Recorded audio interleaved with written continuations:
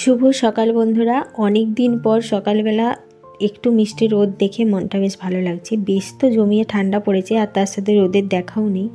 তো এখন সকাল সকাল বসে পড়েছি সবজি কাটতে। আর আজকে একটু রান্নাবান্নার যোগাযন্ত্র করা হচ্ছে, তার কারণ বাবা মা আসবে তো পৌষ পার্বণী দিতে।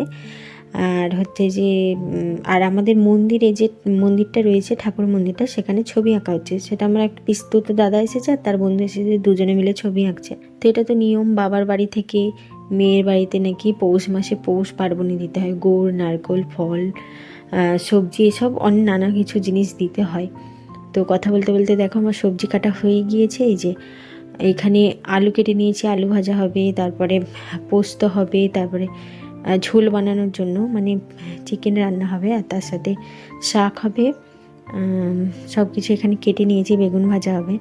আর এইদিকে বড়মশাই চিকেন নিয়েও চলে আসছে। তো চিকেনটা ভালো করে ধুয়ে নিয়েছি, ধুয়ে নিয়ে এখন এর মধ্যে লবণ, হলুদ, সরষের তেল দিয়ে ভালো করে ম্যারিনেট করে নিচ্ছি। তো তোমরা যারা আমার ভিডিও দেখছো, তোমাদের ওখানে এরকম নিয়ম আছে নাকি জানিও, যে বাবার বাড়ি থেকে মেয়ের বাড়িতে পৌষ পার্বণী দিতে হয় পৌষ মাসে। আমি এখন রান্না বসিয়ে দিলাম।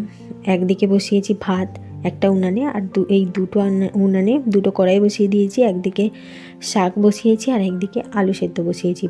যে আলু ভাজা হবে সেই আলুগুলো সেদ্ধ বসিয়েছি। আর মা এখন স্নান করতে গিয়েছে, তো মা স্নান সেরে গোপাল সোনাকে সেবা দিয়ে মা এসে এখানে রান্না করবে। তারপর আমি যাবো স্নান করতে। আর আমাদের মুড়ি খাওয়াও হয়ে গিয়েছে। এই যে দেখো রান্না করতে করতে এইদিকে মা বাবাও চলে আসছে। আর এইদিকে দেখো রায় তার দিদুর কোলে উঠে, সে তো খুব খুশি দিদুকে পেয়ে। কে এসছে? দিদু এসছে। তো মা বাবা এই যে দেখো রায়ের জন্য নিয়ে এসেছে কেক, আর সাথে আমার পছন্দের মিষ্টি নিয়ে এসেছে। আর যে নতুন প্লেটগুলো নিয়েছিলাম মেলা থেকে, তো সেই প্লেটগুলোই আজ প্রথম বাবা মাকে সেই প্লেটেই মিষ্টি দিচ্ছি। তো চলো মিষ্টিগুলো সাজিয়ে নিয়ে বাবা মাকে দেব। তো মিষ্টি সাজিয়ে নিয়েছি আর এই যে বাবাকে দিয়ে দিলাম। এখন রায় তার দাদার সঙ্গে কত গল্প যে করছে তার নেই ঠিক। ফোন করলে কথা বলবে না, কিন্তু কাছে এলে তার বেশ আনন্দ লাগে। আর এইদিকে মা এসে বসে পড়েছে মাকে সাহায্য করতে। মা একদিকে রান্না বসিয়েছে আর মা এইদিকে মাংসের জন্য পেঁয়াজ কেটে নিচ্ছে। একটা বস্তায় করে আর একটা ব্যাগে করে মানে পৌষ পার্বণী নিয়ে এসেছে। তো কী কী নিয়ে এসেছে সেটাই তোমাদের দেখাবো। আর এই যে এইদিকে দেখো রায় বসেছে এখন তার দাদুর কোলে, আলু ভাজা খাচ্ছে। মানে ওইদিকে ওর ঠাম্মি দিদু রান্না করছে আর রায় এখানে বসে বসে আলু ভাজা মাছ ভাজা খাচ্ছে। কি খাচ্ছ? হ্যাঁ, আলু ভাজা খাচ্ছ? মাছ ভাজা খাওয়া গেছে? বড় কৌটোর মধ্যে রয়েছে খেজুরের গুড়, বেশ দারুণ সেন্ট লাগছে খেজুরের গুড়। আর সাথে এইদিকে ফল রয়েছে। আর এই বস্তাটার মধ্যে সবজি, নারকেল, তারপরে শশা আরে করে রয়েছে। তো কী কী রয়েছে চলো তোমাদেরকে সব কিছু সাজিয়ে দেখায়। যে সব কিছু সাজিয়ে নিয়েছি। এই যে এই ঝুড়িটার মধ্যে দেখো রেখেছি নারকেল, আর এইদিকে রয়েছে খেজুরের গুড়, এইদিকে রয়েছে শাক, আলু, আর এই ঝুড়িটার মধ্যে রয়েছে ফল। তো কুল রয়েছে, কুল নিয়ে এসেছে, সাথে আপেল, বেদানা, লেবু, খেজুর, এই ফলগুলো নিয়ে এসেছে। আর এই ঝুড়িটার মধ্যে এক ঝুড়ি সবজি, মূলো, কত বড় বড় মূলো হয়েছে দেখো, মূলো নিয়ে এসেছে। সাথে সিম রয়েছে, এইগুলো আমাদের মা এই সিম গাছটা লাগিয়েছে, তো সেইখান থেকেই সিম নিয়ে এসেছে। সাথে রয়েছে ফুলকপি, বাঁধাকপি, এদিকে রয়েছে শশাটা কেনা, আর রয়েছে মটরশুঁটি। এইগুলো মানে আমার মা এই মটরশুঁটি গাছ লাগিয়েছিল, তো সেখান থেকেই মটরশুঁটি নিয়ে এসেছে। আর সাথে এই যে রয়েছে টমেটো। তো এত কিছু নিয়ে এসেছে পৌষ পার্বণীতে।